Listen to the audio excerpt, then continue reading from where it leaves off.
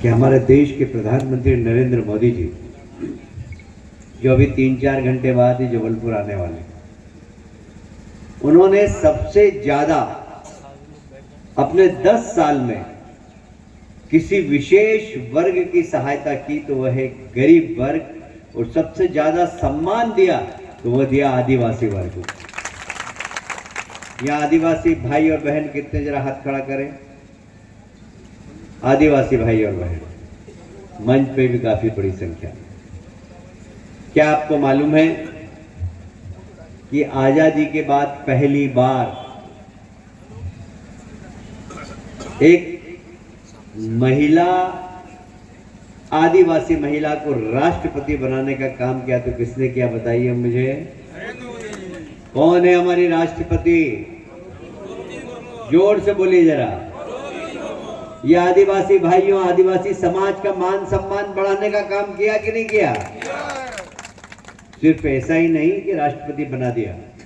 हमारी छिंदवाड़ा की एक बहन है,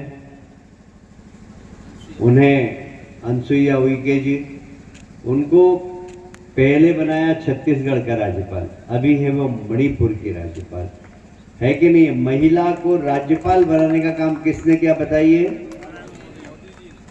हमारे फग्गन सिंह के सामने बैठे, एक बार नहीं, 2 बार नहीं, 3 बार नहीं, अनेक बार टिकट दिया, मंत्री बनाया, केंद्र में मंत्री बनाया। ये आदिवासी समाज का सम्मान देने का काम किसने किया? मुझे ये कहते हुए भी गर्व है कि देश के प्रधानमंत्री नरेंद्र मोदी जी ने जब 2014 में पहली बार लोकसभा के सेंट्रल हॉल में भाषण दिया था, तब उन्होंने कहा था कि मेरी सरकार गरीबों की सरकार होगी, मेरी सरकार आदिवासी भाइयों की सरकार होगी। आज मध्य प्रदेश में ऐसा कोई आदिवासी परिवार नहीं है जिसके घर में प्रधानमंत्री जी ने अनाज पहुंचाने का काम नहीं किया है। प्रति व्यक्ति 5 किलो अनाज फ्री में देने का काम बताइए किसने किया? आज जिस घर में जाएंगे, अभी पाठक जी बता रहे थे कि लोकसभा में 21 लाख मतदाता हैं, उसमें से 18 लाख से ज्यादा बेनिफिशियरी जिन्होंने लाभ लिया है, लाभार्थी हैं, किसी न किसी प्रकार का लाभ लिया ही। हमारे देश के प्रधानमंत्री क्या करते थे आपको मालूम है? जब वो नौजवान थे क्या करते थे? चाय बेचते थे। मालूम है कि नहीं आपको? किस किस को मालूम, जरा हाथ खड़ा करें। चाय बेचते थे हमारे देश के प्रधानमंत्री, और चाय बेचकर जब पैसा घर लेकर जाते थे तो उनके घर का चूल्हा जलता था, और इसलिए जब चूल्हा जलता था उनकी माँ लकड़ी के चूल्हे पे भोजन बनाती थी। हमारी माताएं सामने बैठी हैं, लकड़ी के चूल्हे पे भोजन बनाओ तो धुआं निकलता है, और धुआं निकलता है तो आंख में से आंसू आते हैं, और आंख में से आंसू आते हैं तो क्या करते हैं? अपने पल्ले से ही पोंछ लेती है। ऐसे ही करती है ना माताएं। मुझे लगता है हमारे देश के प्रधानमंत्री जब किशोर अवस्था में थे, उनकी माँ को उन्होंने भोजन बनाते हुए देखा होगा, भोजन करते करते उनकी माँ की आंख में आंसू देखे होंगे, तभी शायद उन्होंने संकल्प ले लिया होगा कि मुझे ऐसा कोई पद मिला जिससे मैं महिलाओं का सम्मान बढ़ा सकूं, तो मेरी माँ तो क्या, देश की किसी भी माँ की आंख में आंसू नहीं आने दूंगा। और इसलिए जब 2014 में हमारे देश की जनता ने मोदी जी को देश का प्रधानमंत्री बनाया, वो लाल किले की प्राचीर पर खड़े होकर झंडा वंदन कर रहे थे, उन्हें कुछ दिखाई दे रहा था, तो गांव की वो भोजन बनाती हुई बहन और माँ दिखाई दे रही थी, तभी उन्होंने वहां से घोषणा कर दी थी कि गरीब माताओं बहनों चिंता मत करना, उज्ज्वला योजना के माध्यम से आपके घर में निःशुल्क गैस का चूल्हा देने का काम मैं करूंगा। 10 करोड़ माताओं को गैस का चूल्हा देने का काम बताइए किसने किया है? किसने किया? नरेंद्र मोदी जी।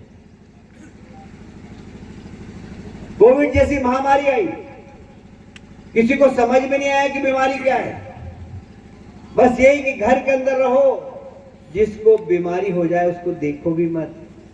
ऐसा विपरीत समय आया कि बच्चों ने अपने माँ बाप को मुखाग्नि तक नहीं,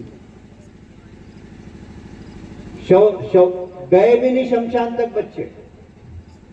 हॉस्पिटल के कर्मचारियों ने अंतिम संस्कार कर दिया। इतना भय था बीमारी का। देश के प्रधानमंत्री ने कहा लॉकडाउन, घर के अंदर रहो। और दूसरे दिन जब हमारे देश के प्रधानमंत्री सोए होंगे और उन्हें याद आया होगा कि मैं तो चाय बना के जब पैसा घर ले जाता था तब मेरे घर का चूल्हा जलता था, वो व्यक्ति जो रोज कमाता है, रोज खाना खाता है, उसका क्या होगा। और इसीलिए हमारे देश के प्रधानमंत्री ने दूसरे दिन फिर कहा कि चिंता मत करो रोज कमाने वाले खाने वाले भाइयों, मैं नरेंद्र मोदी आपके घर में प्रति व्यक्ति 5 किलो अनाज भेजने का काम करूंगा। आज 80 करोड़ लोगों के घर में 5 किलो अनाज जा रहा है कि नहीं जा रहा है, बताइए मुझे, जा रहा है कि नहीं जा रहा है। अगर फग्गन सिंह जी ने बोला कि इतने लाभार्थी हैं उनके घर चले गए, तो यदि हमने जाके कहा कि भाई रामलाल जी आप जो भोजन कर रहे हो ये अनाज कौन भेज रहा है, मोदी जी भेज रहे हैं, तो मोदी जी को वोट देना चाहिए कि नहीं देना चाहिए। हमने अगर घर घर जाकर समझाया तो वह व्यक्ति जो इसका लाभार्थी वो निश्चित रूप से विचार करेगा। अब अनाज भेज दिया, फिर दूसरे दिन सोए होंगे हमारे देश के प्रधानमंत्री, फिर उन्हें याद आया होगा कि रोटी तो बना लेंगे पर सब्जी कैसे बनाएंगे। बोले सब्जी का पैसा मैं माता और बहनों को दूंगा। जिन माताओं के जनधन खाते थे उनको 500 रुपए एक बार नहीं, 2 बार नहीं, 3 बार देने का काम किसने किया कि नहीं किया, बताइए मुझे।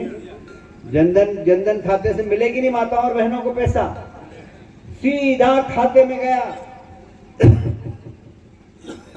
हमारे देश के एक प्रधानमंत्री थे राजीव गांधी, वो जवान तो है उनके पास, रोज बकवास करते हैं टीवी के अंदर, मोदी जी के खिलाफ बोलते हैं। मुझे कहते हुए गर्व है कि हम जिस पार्टी के कार्यकर्ता हैं, हमने जब जब जो कहा है करके दिखाया। हमने कहा था कि हम धारा 370 हटाएंगे, एक देश में 2 निशान, 2 विधान, 2 प्रधान नहीं चलेंगे। जैसे ही देश की जनता ने नरेंद्र मोदी जी को प्रधानमंत्री बनाया, गृह मंत्री अमित शाह जी बने, एक झटके के अंदर धारा 370 हटाकर जम्मू कश्मीर में आतंकवाद का सफाया काम करने का, बताइए किसने क्या काम, ये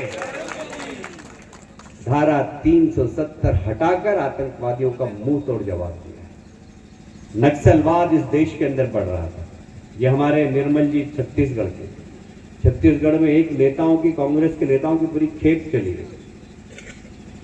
आतंक नक्सलवाद मध्य प्रदेश में हमारे मित्र थे कावरे जी, मंत्री थे उसे, उनकी गर्दन काट के ले, उनके घर से आगे दूर ले जाके गर्दन फेंक। आज बताइए भारतीय जनता पार्टी के आने के बाद नक्सलवाद के दिखाई देता है क्या। पत्रकार बंधुओं, इस देश के अंदर आतंकवाद दिल्ली के अंदर था, आतंकवाद बनारस में था, आतंकवाद मुंबई में था, आतंकवाद कहीं कहां बम फूट रहे, कहीं कहां बम फूट रहे हैं। मोदी जी के आने के बाद 70% आतंकवाद समाप्त हो गया, 70% नक्सलवाद भी खराब हो गया। ये है भारतीय जनता पार्टी की सरकार कि देश विरोधी गतिविधियों को समाप्त करने का काम करता है। इसलिए तो बोल रहा हूं मैं कि सुबह से मौसम बड़ा बेईमान है। आपसे आग्रह है कि जब लोकसभा मंडला हम जीते तो उसमें हमारे